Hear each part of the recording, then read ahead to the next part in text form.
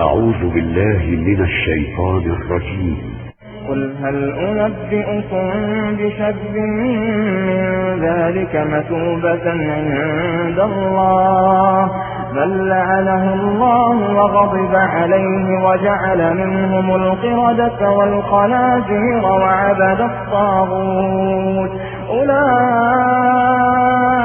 شر مكانا وأضل عن سواء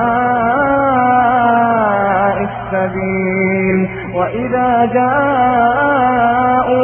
قالوا آمنا وقد دخلوا بالكفر وهم قد خرجوا به والله أعلم بما كانوا يكتمون وترى كثيرا منهم يسارعون في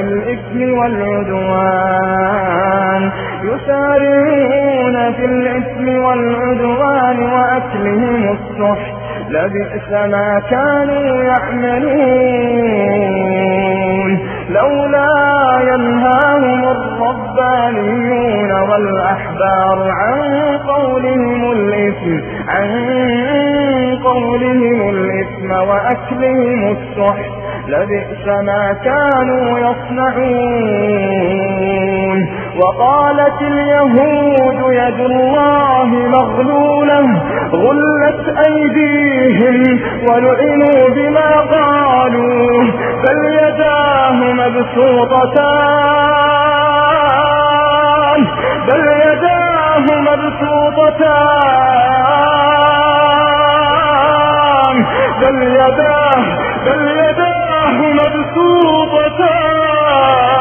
مبسوطتان وقالت اليهود يد الله مغلولة غلت أيديهم ولعنوا بما قالوا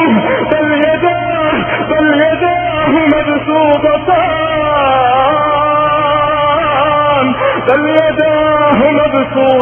مبسوطتان ينفق كيف يشاء وليزيدن كثيرا منهم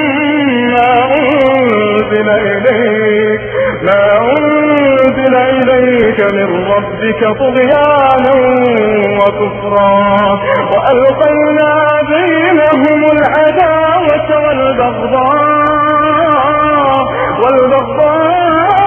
والبغضاء إلى يوم القيامة كلما أوقدوا نارا للحرب أطفأها الله ويسعون في الأرض فسادا والله لا يحب المفسدين ويسعون في الأرض فسادا والله لا يحب المفسدين.